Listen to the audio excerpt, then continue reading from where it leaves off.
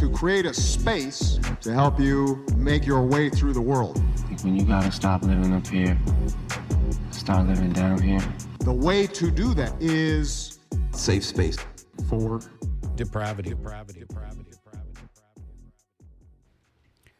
Hello, ladies and gentlemen, and non-binary folk. Welcome back to A Safe Space for Depravity podcast. I'm Wellington Boyce. And I am Quinn Lemieux. Hey, man, how's it going?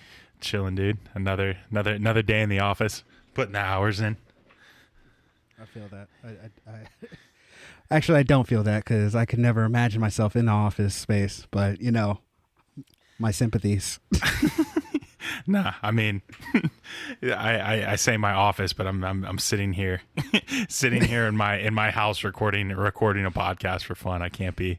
You know be what, upset. man? Just back in the lab, just cooking up some stuff. Yeah. Me and Kenny Beats. Speaking of Kenny Beats, and this has no relation whatsoever. Shout out to Bobby Shmurda for getting free, because you know what? The People's Champ is back. He did his time. He went in at 20 years old. He's a 26-year-old man now, and you got to glorify it. But it's crazy that we glorify Bobby Shmurda for not ratting.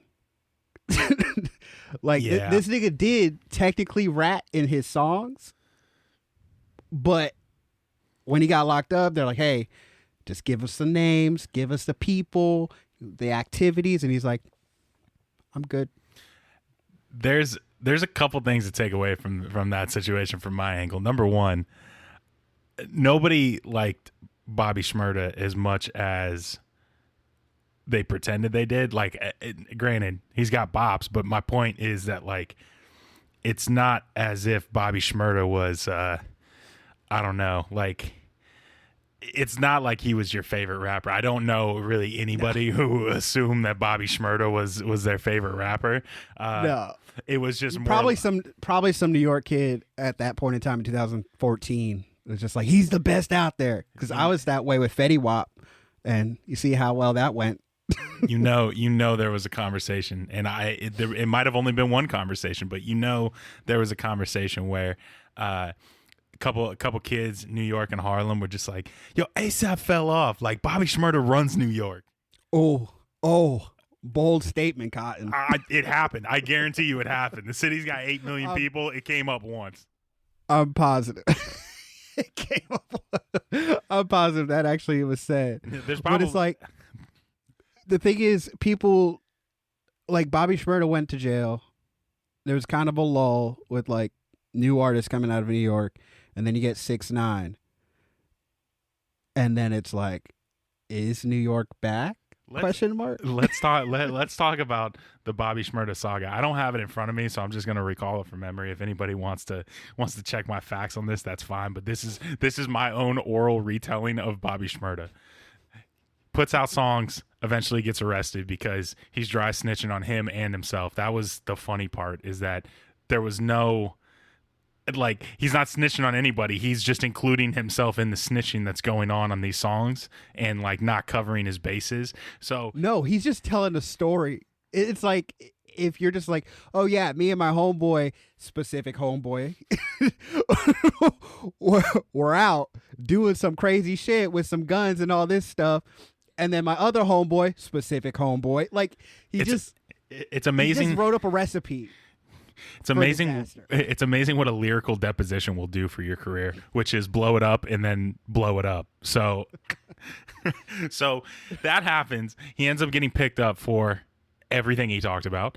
And so then he goes to jail. And when he goes to jail, everybody was like, "Oh my God, he went to jail." And it's like, again, this can't be that much of a surprise.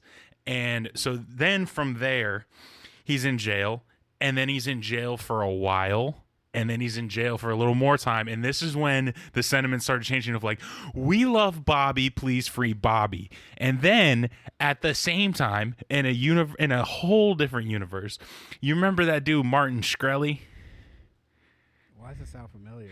He was the dude. It was like it was like a HIV. He was head of a pharmaceutical company and was like HIV that distributed an HIV drug, and then he yanked the price up like 6,000%. And he's like, I'm just keeping up with times of inflation. Like, this is dumb. And of course, like, gets the weird role of pharma's bad boy, which again, shout out to whatever newspaper published that to get 8 views.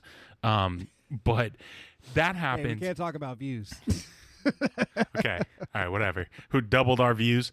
But that happens, and the reason I bring this up is because simultaneously 3 things happen.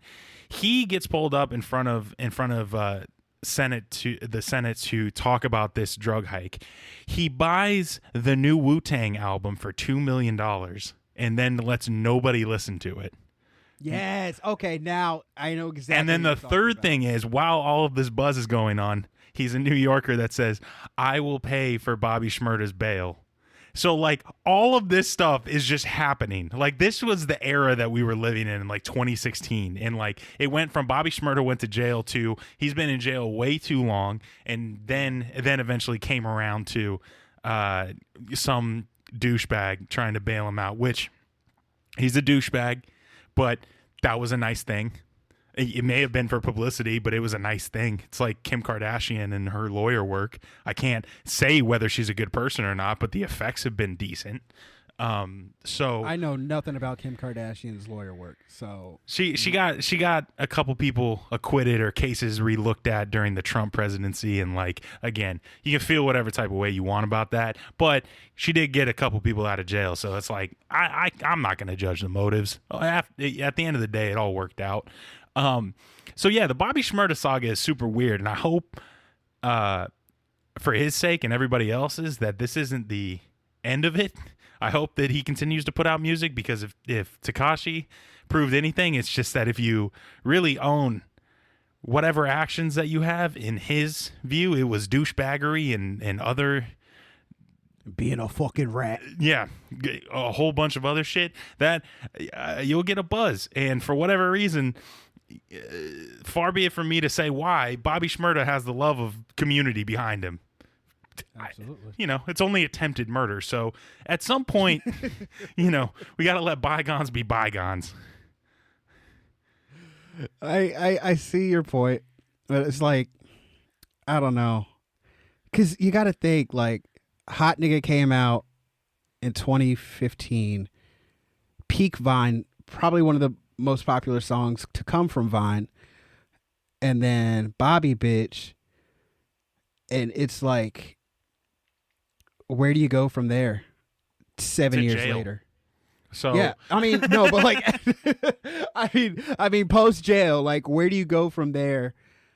7 years later, like, you haven't seen the streets in a while. So what are you going to talk about? You got to imagine he's got at least one story.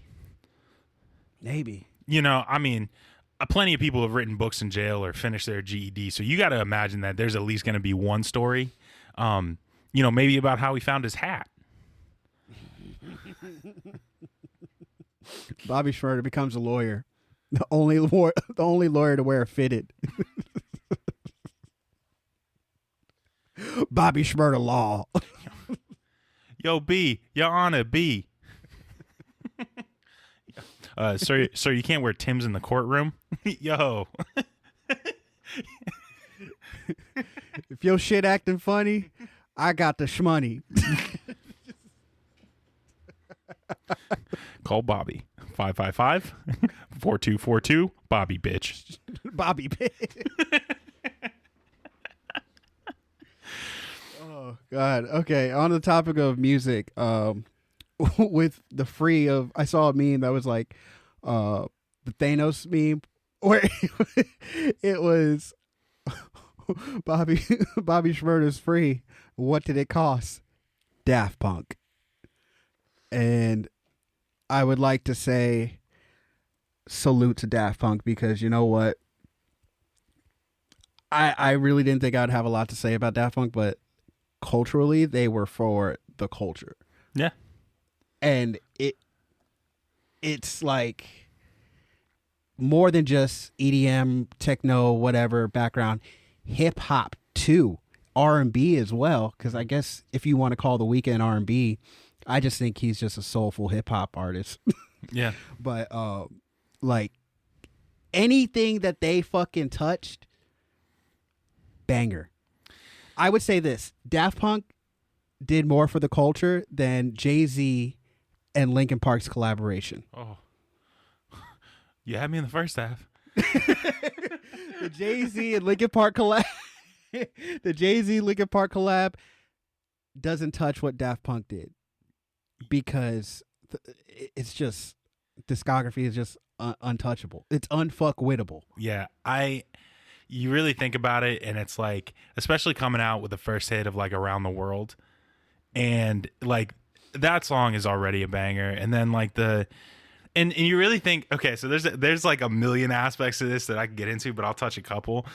First one being the start of YouTube in like 06, 07, and the finger dancer to do it. Yeah. So like that was one of those like first viral videos, especially on YouTube, that people were like, "Oh my god, whoa!" Even on YouTube, I thought I saw it on MySpace. I don't know. I feel like it was on YouTube, and maybe it was even earlier than that.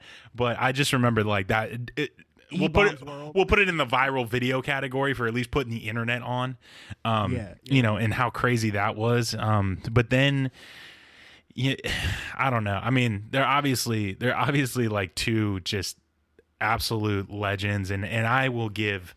And one thing I'll say about their retirement, and I had to say R.I.P. MF Doom, because my next point is MF Doom put on a lot of shows, and for those who don't know MF Doom, he's your favorite rapper's favorite rapper, and he used to wear a mask all the time, and he was kind of a Doom mask, and he was like a reclusive guy, and he would just have other people grab his mask and do shows as him.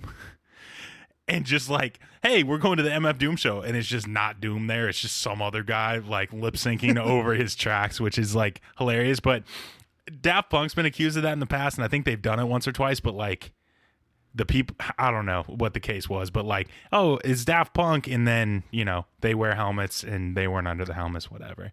But I just think it's funny that like, you think about Daft Punk, like you could have kept making a bag for a little bit, just having people cosplay as you and putting on shows. So I don't know if I love the retirement just from that standpoint. They might be smart in the sense of reunion show. Is that what music is? Yes, it's always been that, because bands break up, and then later on, reunions, or you just play in Vegas. You stay together and you play in Vegas, and you take residence in Vegas, like the Backstreet Boys and that one hurt Britney me. Spears. I mean, it would be dope because I would love to go see Daft Punk in concert, but like, not at a Vegas residency.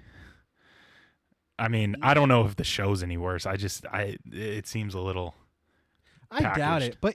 The thing is with the Vegas residency, it's just like, it's not a bad thing. No. But so when I say this, you go there for your career to end. Like, it's not a bad thing, but that's where you go when you want your shit to end. Usher takes residency in Vegas. Pitbull takes residency in Vegas. Britney Spears takes residency in Vegas. Like, it's where you can strive throughout your years, but you're coming to an end. I think it would be a great place to retire and act. So like, I don't know what's in Daft Punk's minds, but it would be great. I guess that's what it is. Yeah, like it would just be cool to see like Daft Punk do residency in Vegas for a little bit, and then they both split up and do solo projects. But honestly, I don't know enough about either of them, and I don't think a lot of people know a whole lot about Daft Punk, but like, I think it's one of those things where it's like, yeah, I think it's just over. Like, I don't see this becoming like, oh yeah, hey, welcome to DJ Snake featuring one half of Daft Punk type of thing. You know? Well, I also want to know, like, how old are these niggas? They're old. They're old for sure. Like, I mean, could they be just that fucking old where they're like, hey man, I think they're it's like time to retire? they're in their 50s. Wow. So their Grammy-winning album of the year, "Random Access Memories," the one with Pharrell and Get Lucky and all that stuff. So there's a snippet. Doing it right. Oh, there's bangers. Yes. There's bangers on that one. There's a great excerpt of them reenacting the moon landing, which is sick. But there's a point in there where they give an interlude to Giorgio, who was like this old French techno guy, and they just sat Giorgio in front of a mic for 10 minutes and let him talk about how he got his start, and then put some music behind it. And it was pretty interesting to hear him talk about it, and like just talking about how this dude is the biggest influence. He used to just drive around Paris in his car with like tape decks and go to discotheques and like play his techno music, and having to make techno music in the 70s. And it's like, good Lord, man, you think about where that came from, like to the 90s, where I would assume that Daft Punk was doing like a lot of crate diving to get these samples and to like flip it, do all that stuff. And now, I don't want to put them like with Skrillex necessarily, but I will say that they probably opened a couple doors that people could have walked through, especially in the EDM sense, right? So, Absolutely. Yeah. It's not the same music, but but without Daft Punk, people don't get that appetizer into the entree of EDM. Yeah, absolutely. But also not even just EDM. Like when you really think about it, and this might be a super hot take, but when you really think about their branching off into like hip hop artists and stuff like that, like think of one song who kind of think of one artist, Kanye West, who pretty much used a Daft Punk song to reinvent himself. Yeah. I mean, absolutely reinvent who Kanye West was with the Graduation album and Stun of Shades Kanye and like bright colored. He used that shit to introduce Daft Punk to probably not just single-handedly, but like to a black audience. Yeah. And I think probably the reverse is true, even though, anybody that was into Daft Punk before Kanye West is probably like, book people before the movie. But I would have to imagine that there was a scenario where everybody was very upset, but then like, and again, I'm not going to claim to be the number one Daft Punk fanboy, but I would have to assume, especially a band like Daft Punk who does what they do, would really have an appreciation for flipping samples and really appreciate having that done to their work, and everybody knowing it. That was the other thing. Like that was I don't know a lot of people who didn't know that wasn't Daft Punk. I mean, maybe not at first, but like, I don't think anybody thought that was a Kanye original thing. I mean, the guy known for sampling. Yeah. Kanye's notorious for sampling. And that's the thing. Like he used a Daft Punk where it was just like, oh shit. Usually it's some old school, like whatever, and it's like, okay, that's cool. But he used Daft Punk, and it was like, oh, this is different, but it's hard. Yeah. And it ended up being everybody's intro song in their high school basketball games and football games. Yeah, I bet the mid 2000s were a crazy time to be in high school, for real. I mean, especially with like Daft Punk stuff. Like, I don't know. And also, like I know people probably don't get royalties off of what's played before shows. But Daft Punk's on that playlist. Yeah. You know what I mean? Like you're gonna get Daft Punk on that playlist just to get people a little hype. And what are you about to say? Okay. Well, I was gonna say like another artist, Pharrell. No one really heard from Pharrell in a while during like 2013, 12 or whatever. Then Get Lucky dropped. Like Daft Punk, it reignites people's careers. Yeah. Like I said, like you have him, you have Kanye who reinvented himself, you have Busta Rhymes who came out of nowhere with Touch It, Bring It, Babe, Watch It, Turn It, like Daft Punk right there. Then you have The Weeknd, who is kind of just in a lull of not making music and not putting shit out, broke up with Bella Hadid, came out with fucking Starboy. They are known for reigniting people's careers again of like bangers. Yeah. So I want to make one more parallel before we turn this into the Daft Punk Memoriam Hour. And it's funny because when we started this, we talked about, what the topics were going to be for the show. And we were like, no, we'll do like a tight 5 on Daft Punk. And I'm looking at the timer and it's been like 10 minutes, but just a testament to how good that band is.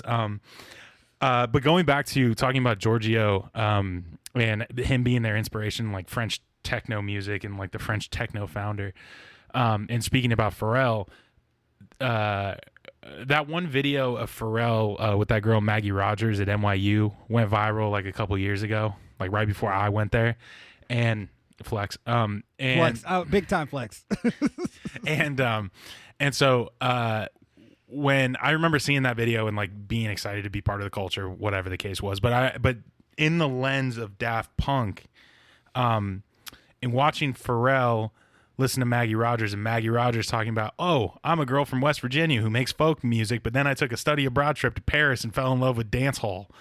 Like, I'm curious, and if I ever meet Pharrell, which I won't, but if I ever meet Pharrell, I would really love to ask him the question of, after working with Daft Punk and hearing Maggie Rogers' story, do you think that French techno is just that powerful? Because like that's a really special thing to not only obviously influence the career of Daft Punk, which is what it is, but like to also kind of take, and I will say, an up and coming star. Quarantine has thrown a lot of careers off, but she went from a viral video to, being played in JCPenney, which I think is a decent benchmark within a year's time. And I haven't been in a JCPenney's in probably 15 years. I don't know. So. Pick your favorite department store. She's in there. And so I am curious to hear his take, because obviously he knows Daft Punk somewhat. And I would just be curious to hear him talk about if European techno music is really just that impactful, because I obviously can't speak to it on that level, but there's something in that water, I would assume, because that's just, I don't know. He would have a very interesting perspective in having two hands in that. So I think that will wrap up my eulogy for Daft Punk the band. Yeah, I think I'm good now. I got what I wanted to say. I mentioned how their impact on hip hop and careers as a whole have just, it's just been monumental. The cool thing about these podcasts are not only do we get to share our views with a whole bunch of people, but these are backed up to a hard drive that I own. And so maybe my kids will hear this and be like, I don't know who that is. So I'm just gonna have, they're gonna like, yeah, who's Busta Rhymes? Yeah, some people find old war journals, and my kids are gonna find 870 hours of content. Just like, hey, if you want to hear your grandfather talk for 8 days, I actually can have it queued up in about 5 minutes. They're in an old format called MP3, so we're gonna have to get an adapter, but they're back there somewhere. God knows what's going to be playing at that point in time. It's going to get beamed into your head. Oh. It's just going to be like, how, I don't know if you've seen this, but Bose came out with sunglasses that have speakers on them, but they're not speakers. They vibrate your skull. They vibrate your skull, and you can hear the music through your bone. And what? Yeah, I would love to be fucking with you, but like, that's the new thing now. I can hear the music in my bones. Like that's what people used to say. Yeah. Like when something was powerful. Now they're like, mostly deaf people, but yes. Good point. Fair point. Yeah. Well, Johnny's laying on the sub again. He's just trying to relate.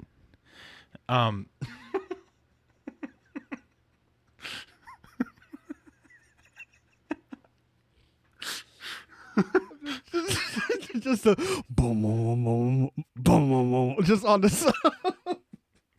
Kid's head just rocking back and forth because his dad's been a metal drummer, so he's just getting double kicked in the chest.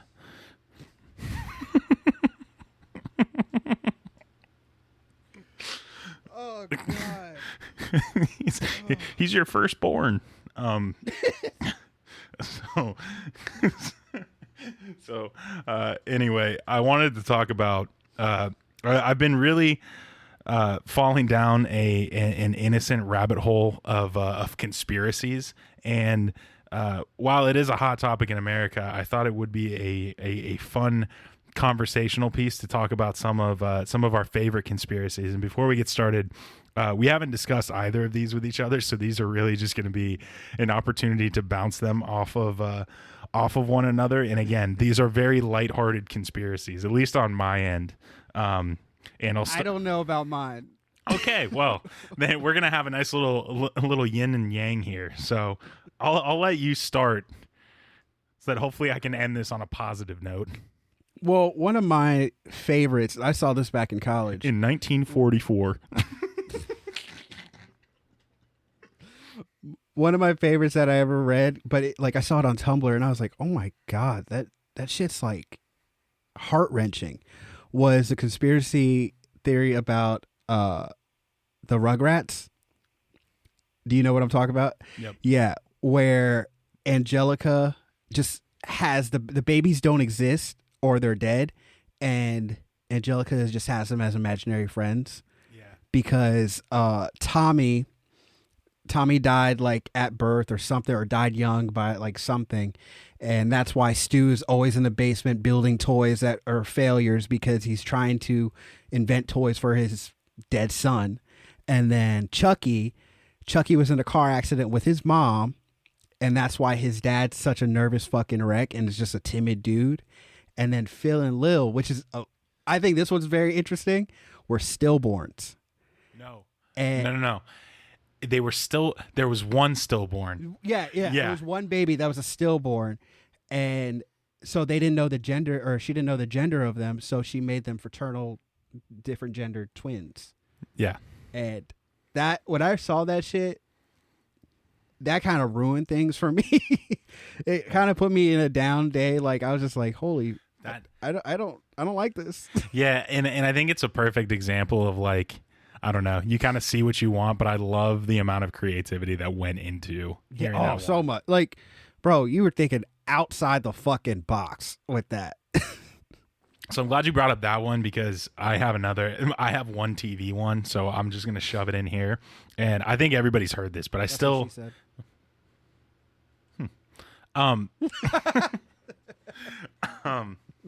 But the one that I have is the one about Courage the Cowardly Dog, which is just this one is a lot more easily digestible, and it's not as like heady as the Rugrats one, but I think it's such an interesting take on it, which is, if you haven't heard it, is Courage is a dog that is owned by two old people, and the reason that they live in nowhere is because the old people don't get up to walk him.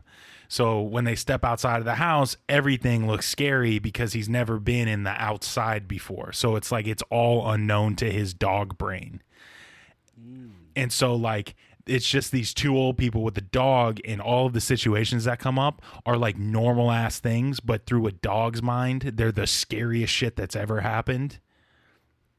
Is one of my absolute favorite ones, because I don't know if that's true, but if it's the least bit true, I think it is just such a brilliant idea for a TV show, because there is a scary postman in that show who's like a real creep, but like he could just be a post guy. Yeah. Well, it's the barber guy, right? There is a again, dog grooming, scary as shit to dogs.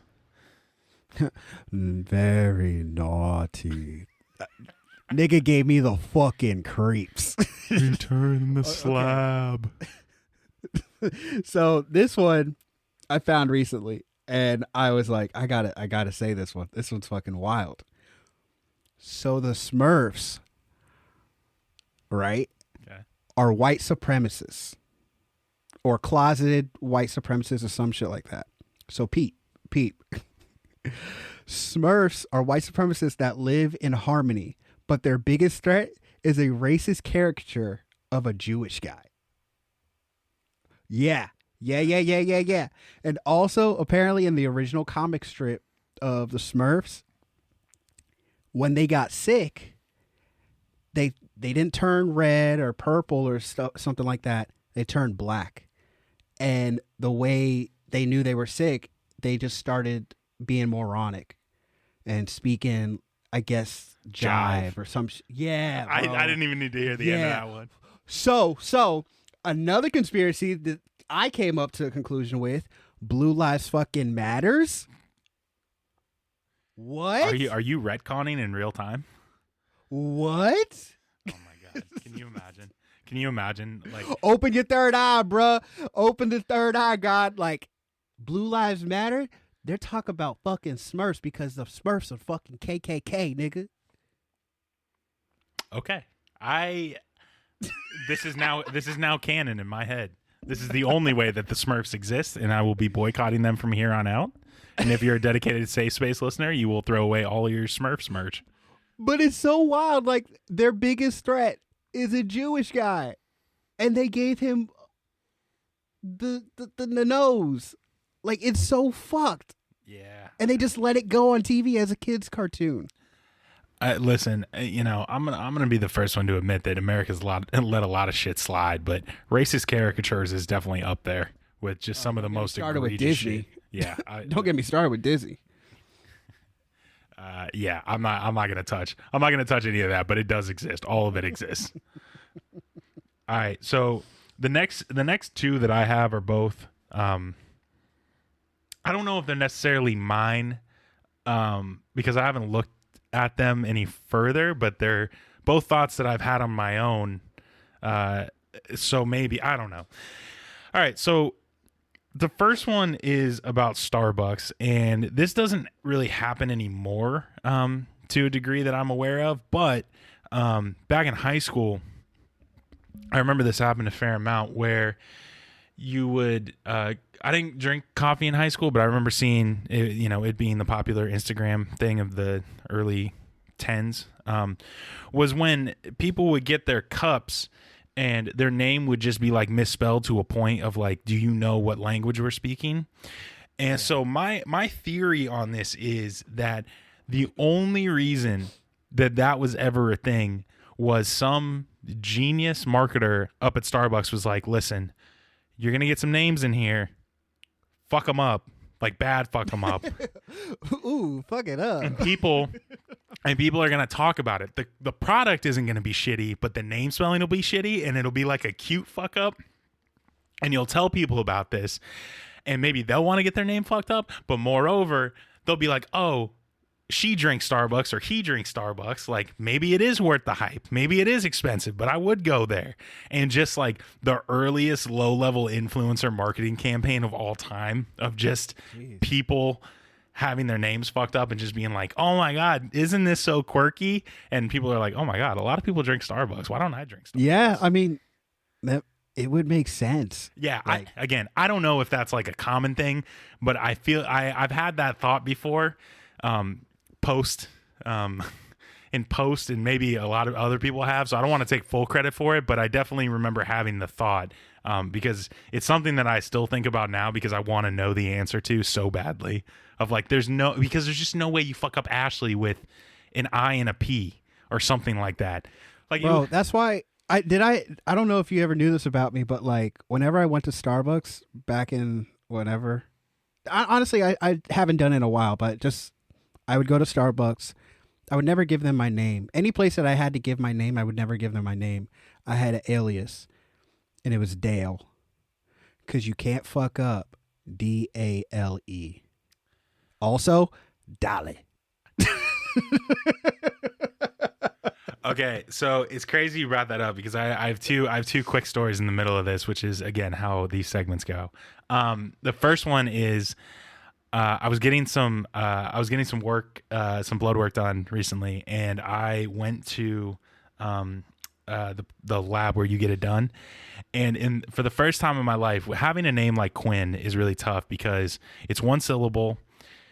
It sounds like some other things like Win and Gwen and all of these other one syllable names, but it also sounds like a couple normal words, and so anybody who knows, like, if you answer with one syllable that isn't yes or no, it's like you kind of have to ask people to repeat themselves to make sure that Quinn, Gwen, Ben, but whatever the fuck. So for the first time in my life, the lady steps out and she calls my name and she says Quinn, and I get up and somebody else gets up and we both walk up, but I heard her because I know what my name sounds like, and I heard her very clearly. So I walk through, And the lady behind me just goes, "I'm sorry, did you say Kim?" And she's like, "No, I said Quinn." And I was like, Got him. It's finally my time to not be confused when something like that happens. Also, second part of this is I also used to use an alias for certain things. I don't really remember what I used to use it for, but the name was Kevin Thomas. And I told my mom that one time, and if she hears this, sorry, but I told my mom that one time, and she's like, that was the name of a husband of a friend of mine that passed away. And I was like, yikes. I was like, oh my God, that must be horrifying for you. I was like, I just wanted a normal ass name. See, and that's what like my thing with picking Dale. Like you can't fuck up Dale, but Wellington, Welly. I picked Dale because I used to hate people spelling Welly wrong. I mean, I still do. Like when you spell it Welly, that shit irks me the fucking most. Never told you to spell it that way.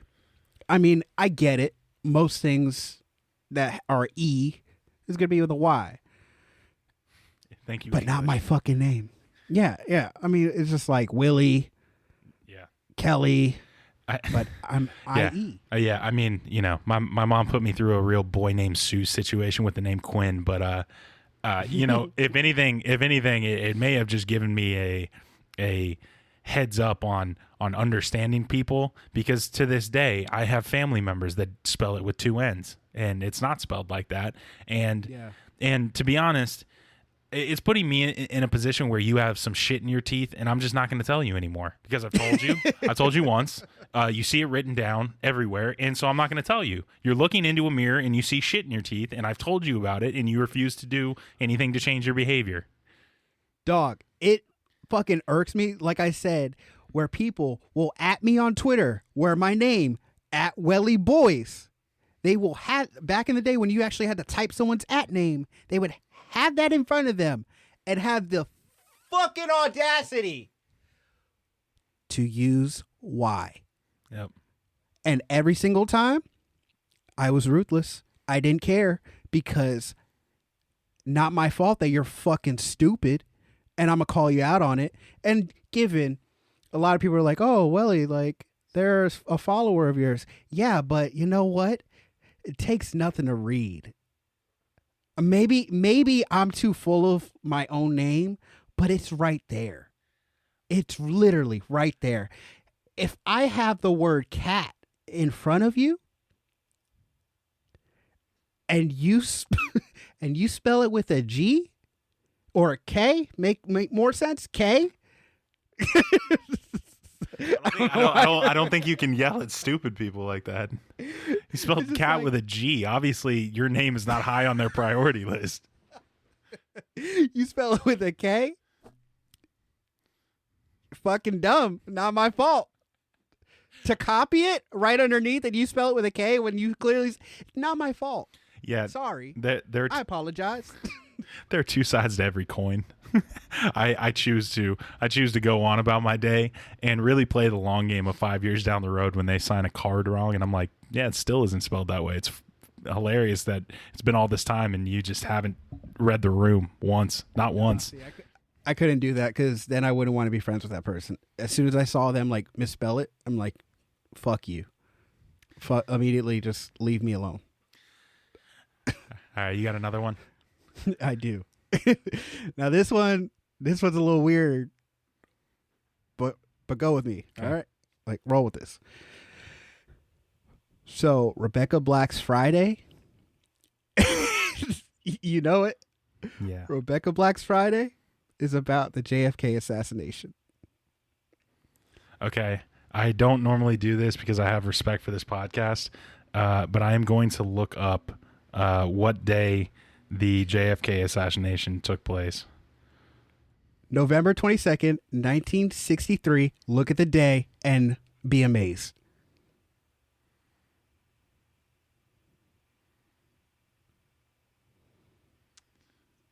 Okay, it appears to be a Friday. Okay, another point. The driver of the car that they were riding in, the name of the driver was Samuel Kicken. kicking in the front seat. Another one. Hold up now. Another one. Apparently, the morning of his assassination, JFK was denied a simple breakfast of eggs and sausage or whatever. So the hotel gave him bran flakes. Gotta have my bowl, gotta have cereal. And now here's the one. Here's the one that got me. Ticking on and on. Everybody's rushing. Got to get to the bus stop. Now let's take it back. Everybody's rushing. Hold up. I just dissed you. Cold War. Yes, sir. Got to get down on Friday. Talking about Jackie. Getting down.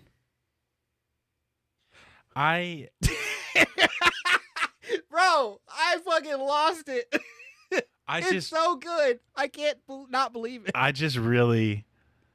don't know really what I had expectations for when I put conspiracies on the talk list here, but I really don't know why I assumed that I could have just gotten through an entire conspiracy thing without one JFK assassination conspiracy. I mean, it's just, I listen, the moon landing thing is still kicking around, but that's even more recent than JFK. So I just need to know as a society when we're just going to let the man be dead. There's got to be, if you were to talk about somebody in their grave and they legitimately rolled around in their grave, he would have unburied himself 80 years ago at this point, because, and granted, it would have been a fucking drill bit out of the ground. He either would have hit the center of the earth, or he would have risen to the moon and been a prototype for a Tesla rocket at this point, because there's no amount of centrifugal force that can stop that man from leaving Earth's orbit at the speed of which people love to talk about this fucking bullet in the back of his head. Now, it's very sad that a U.S. president got shot. I just want him to just be dead and we can all just move on about this. Hey yo. So the thing is, though, what if he wasn't assassinated? Hear me out. What if his head just did that? You've seen the video. What if his head just did that? I just want it to end. Apparently the guy behind the gun did too. No, he did. And that's the problem. Because I can blame this on JFK and all the conspiracy people, but at the end of the day, it's just Lee Harvey Oswald's fault. And all of this shit that got stirred up. And by extension, it was the guy that also killed Lee Harvey Oswald's fault, Jack Ruby, for shooting Lee Harvey Oswald and thus never getting to the fucking end of this goddamn saga. Bro, but it's also like the mob ties that tie in with it. It's unreal. The whole thing is such a messy conspiracy. I just wanted to bring light to that. A 14-year-old girl wrote a song about the JFK assassination. I mean, listen, honestly, at this point, 63? So we're pulling up on 60 years? Yeah, we're pulling up on 60 years of him being dead. So honestly, if Rebecca Black comes off at the 60-year anniversary of JFK's death and reveals that to be an actual origin story of this song and revives her career for the third time, I will go buy a Rebecca Black shirt and only listen to Rebecca Black music for the entirety of 2023. Bro, the thing is, though, so I was at an event one time and she was there and I was like, holy shit, like that's Friday. I remember listening to her in high school and being like, what the fuck is this song? But she was right there. And I don't know if it was a buddy of mine or someone who was just in the proximity came up to her and brought up the Friday thing. It was like, hey, Friday girl. She cursed them the fuck out. This 17-year-old girl got fucking down on this Friday and cursed that nigga out because she hates it. She hates that that's her legacy. Dude, it would be really frustrating to put out a meme song and not everybody understand it's just a joke. Did she do that? I thought she put out legitimate music. No, I think she did, But I don't. I mean, I've heard Rebecca Black sing, and she's talented. There's no two ways about it. She's a talented singer. She got immensely better as she got older. It's She incredible. took the classes. It's incredible how fast this podcast just turns into debating how terrible artists are. But Not artists. Rebecca Black. and Nickelback. This is going to be our legacy. But I don't think any real person who's serious about music is going to put that song out. But I do think, again, that, like, okay, fuck it. I'm just going to say it. I'm just going to say it. Doja Cat put out Moo, and it jump-started her career. Rebecca Black put out Friday, and she got nothing. She was too ahead of her time. Doja Cat copied the idea. Wow. Everybody's. Are we starting the hot takes now? This isn't even a conspiracy theory. This is. Are we starting the hot takes already? Here, I'm gonna leave everybody with my last conspiracy because I'm particularly proud of this one. Everybody remembers when fake holidays became popular, like International Coffee Day or International Brother Day or International Pet Day. I think it's all just a scheme by Facebook to get more data on what your life is. There you go. Boom. They have a picture with that you have a picture with that hashtag on it. Boom. They know you have a sister. Boom. They know you have a dog. Boom. They know you like coffee. Boom. They know you like football. Whatever the fuck. There's my there's my last conspiracy theory. Now if it's on the hot takes, yes, I will say that if you look at the facts of the matter, Rebecca Black laid out the script for Doja Cat. She read it and became a superstar. That is such a bold statement. I'm saying it right now. The thing is, Doja was a Twitter personality. Rebecca Black was not a YouTuber. It only makes it more impressive. She was a kid, and I guess just got some and marketing genius production. Just got some production like money, and like, oh yeah, we're gonna post this on YouTube, and got posted somewhere, and people are like, holy god, or oh my god, this is the worst fucking song. I got to share this with everybody. Now Doja, she was a Twitter personality. A lot of people were Twitter personalities before their their music careers, like Rich Brian. Yes, he was a Twitter personality. Yes, came out with Rich Chigga. Fucking impressed the rap community. You don't have to speak for the entire black community, but was that offensive to you? Me? Yeah. Him saying the N-word and having the name Chigga. See, I never even noticed it. I still try to go back to hear if he says it or not. He does. But I never even noticed it. Like when I heard it, I was like, holy fuck, this shit's hard. This shit's hard. And then when I found out that he was from Indonesia and didn't speak any English and learned English through YouTube and rap music videos, so much more impressed. So I completely ignored the fact that his name was Chigga and all that stuff. Like, given this nigga's from Indonesia, and I'm not going to play devil's avocado or anything, but I don't think there's a lot of black folks in Indonesia that they would understand that Chigga is probably not cool to say. That is not a hot take, but I do agree. I do understand the point that you're trying to make. I was going to say I agree like I have any stance to, but I understand the point that you're trying to make. Yeah, no, I wasn't trying to make a hot take, but I'm just saying, like, I don't think it was like, it's just a lack of, or it's just ignorance, straight up ignorance. Like, oh, well, sorry. And that he went on to change his name and everything else. And of course, you're going to have those people that are like, he knew better. He fucking knew better. No. You know what? He was a kid. Yeah. He's like, what, 19 now? Yeah. He was literally a kid. Yeah. And in the middle of, or across the pond. Different pond, but yeah. Far East. But that might be offensive. I don't know if it is. I don't either, because now I'm questioning it. I said, there was the Far East movement. Yeah. It has to be okay. It has to be all right. Far East Movement was a thing. They gave us G6. Oh my god! Everybody was saying and dancing to it. I was there too.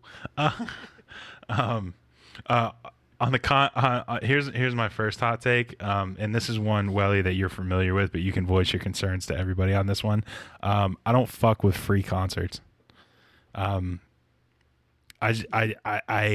would love to rationalize more of that take. I just don't. If there's an artist that I want to see in the concert's free, I'm not going. Just Bro. Period, end of story. I'm not going. Question. Yeah. Did you go to the Nope. Kendrick Lamar concert? You didn't. Well, to be fair, I wasn't in college yet, but no, I didn't go. Yeah, you were. No, I wasn't. Bro, yes, you were. But it was right after Christmas break or something. It was after a break, so you might have still been home. Or I might have heard about it and then just didn't go. I'm notorious for not going to free concerts. I will not go to a free concert if it is a popular person. If it's a jazz band at the local park, I'll be there. If it is a big name artist putting on a free concert, I'm not going. Period. Childish Gambino. Not going. If it's free, I'm not You going. went. No, I didn't. The FSU one?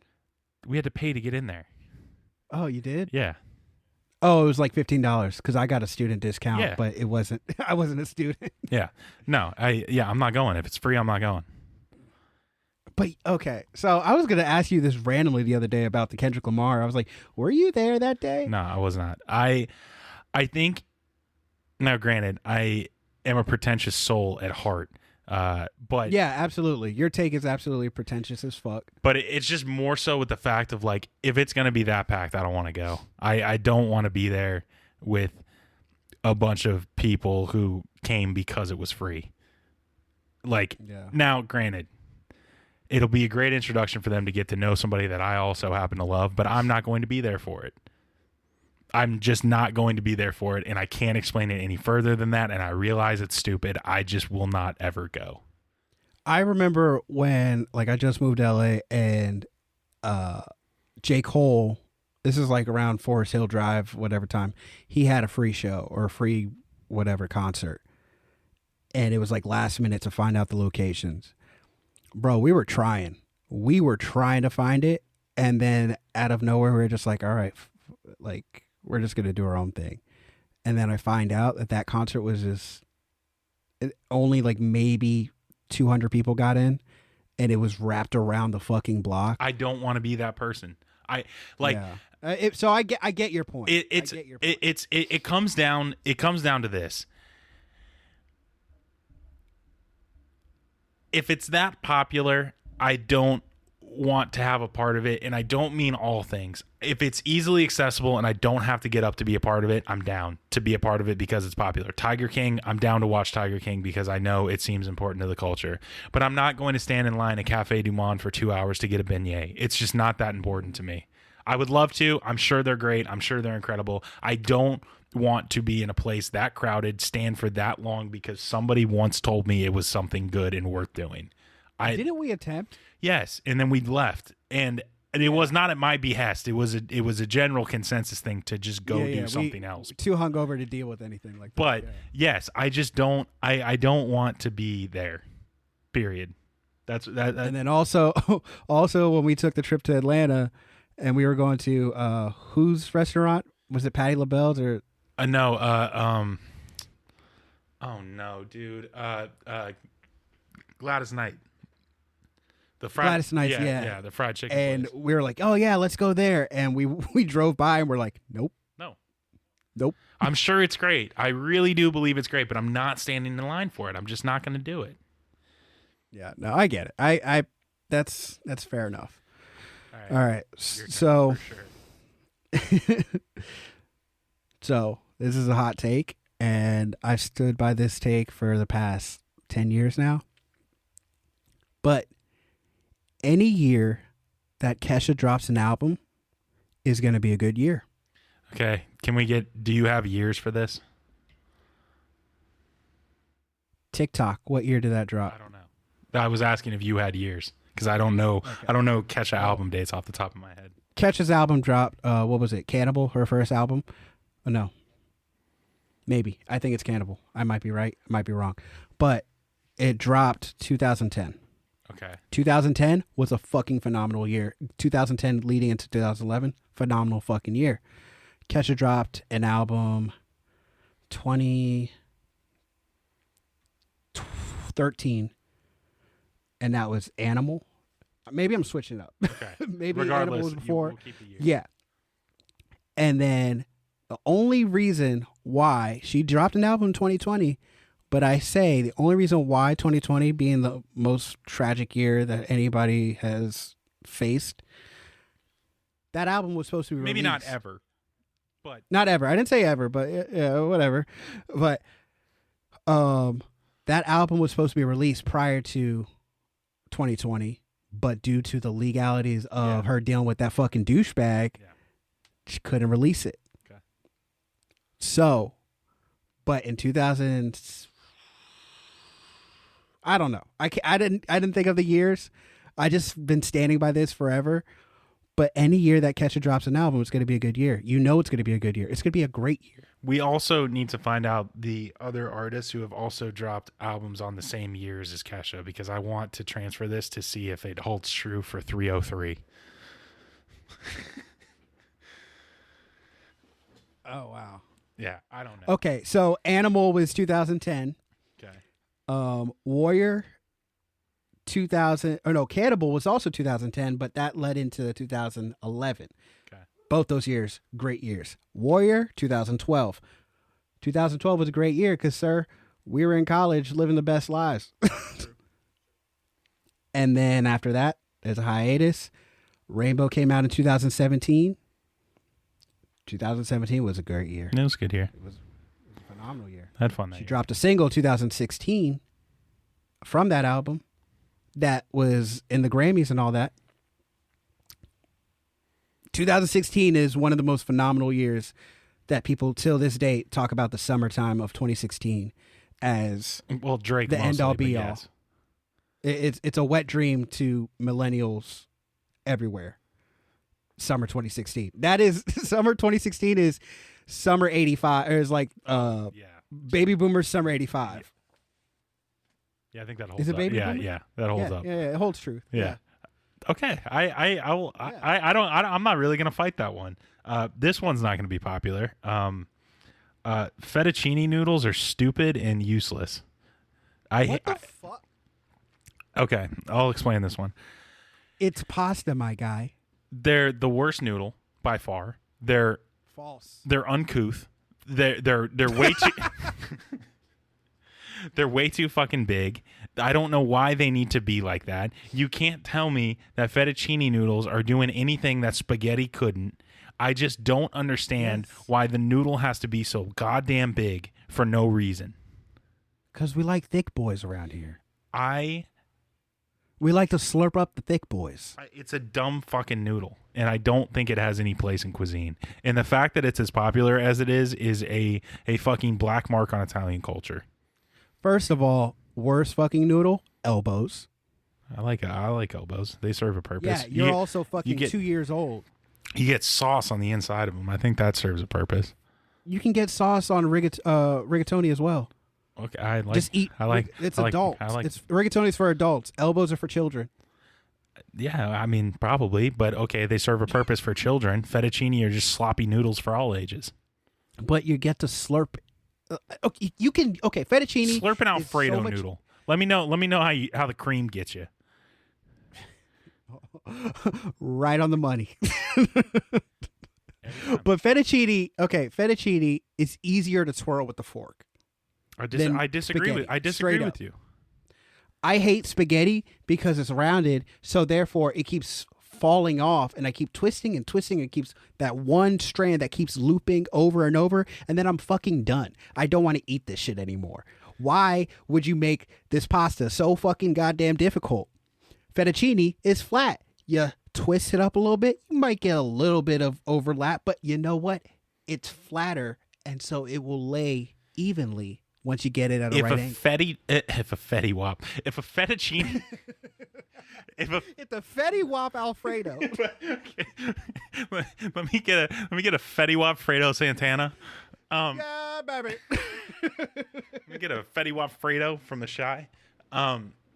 No. If fettuccine was half the width, I'd be down. But it's not. And it's big and it's stupid and it's a dumb fucking noodle.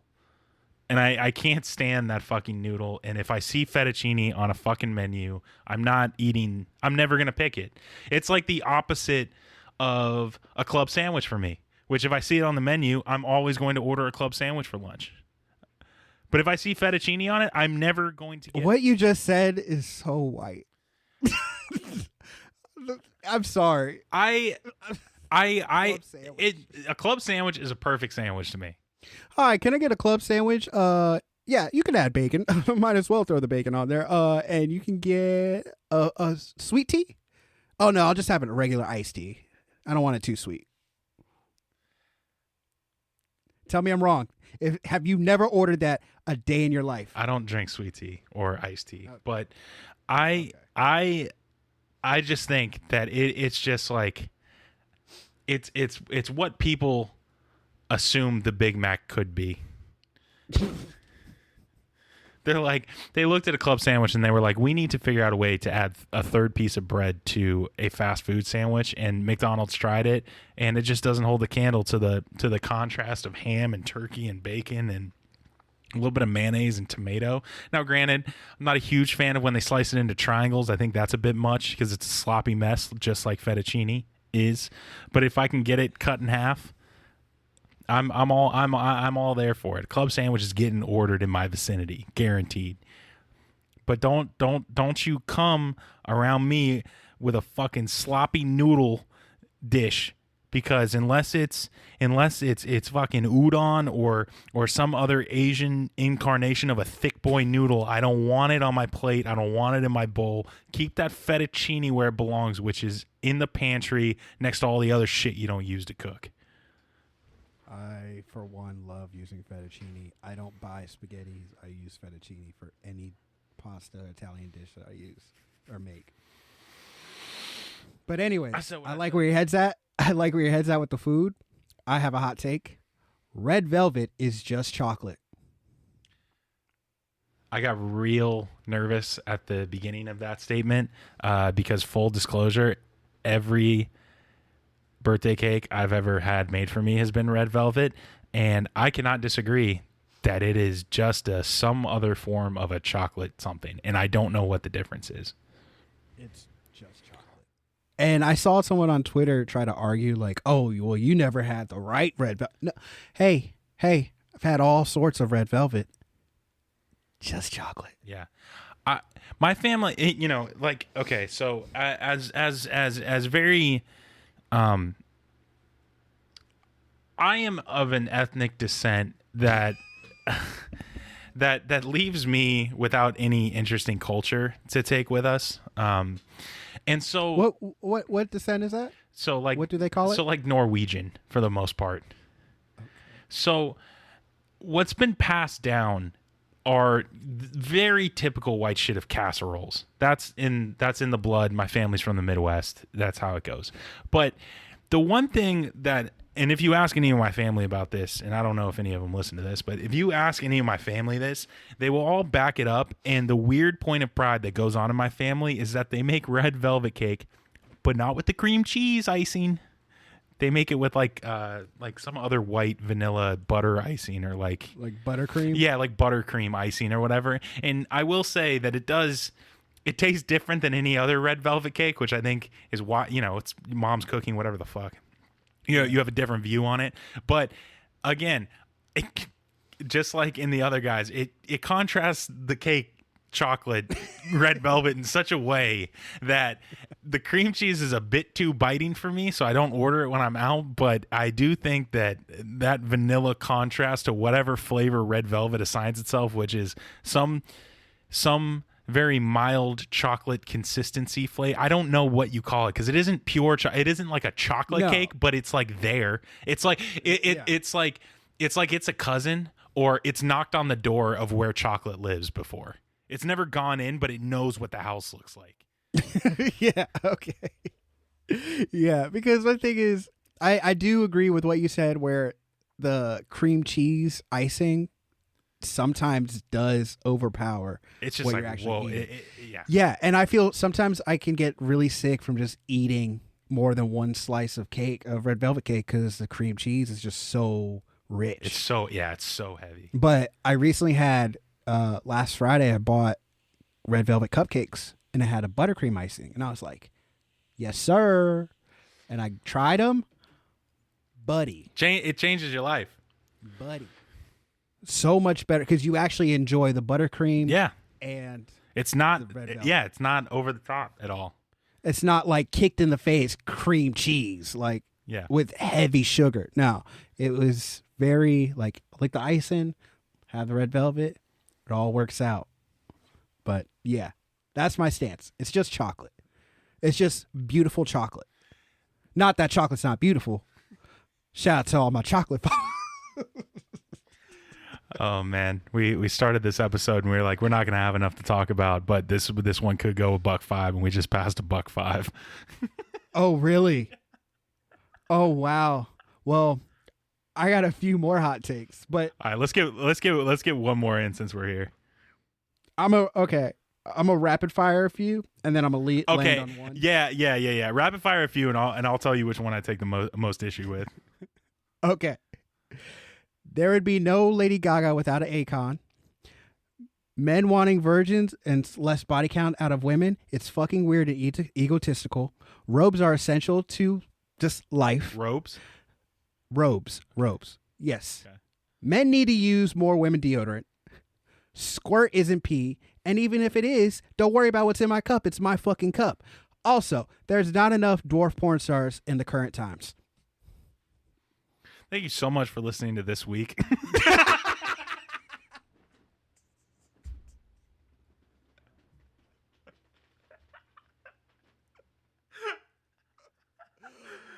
Oh, go ahead and play him that outro music, Welly.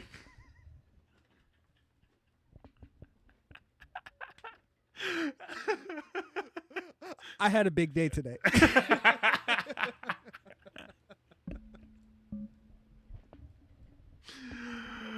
Oh, all right. Well, let's send them home on a good note, Welly. Where can they find you on social media? Y'all can find me at Welly Boyce on Twitter and Wellington Boyce on Instagram and Wellington Boyce on TikTok. Right. What about you? Hey, they can find me at Quinn Tweets on both Twitter and Instagram. You can also follow the podcast on TikTok, because we now have an official TikTok page, and you can see the highlights from this current show and previous shows. And we also have the Safe Space Depravity for Depravity YouTube up currently, and you can watch this there as well. Yeah, so feel free to do that if you want to see us talk face to face. Otherwise, we will catch you next week with another new episode. Yes, sir. Bye. Bye.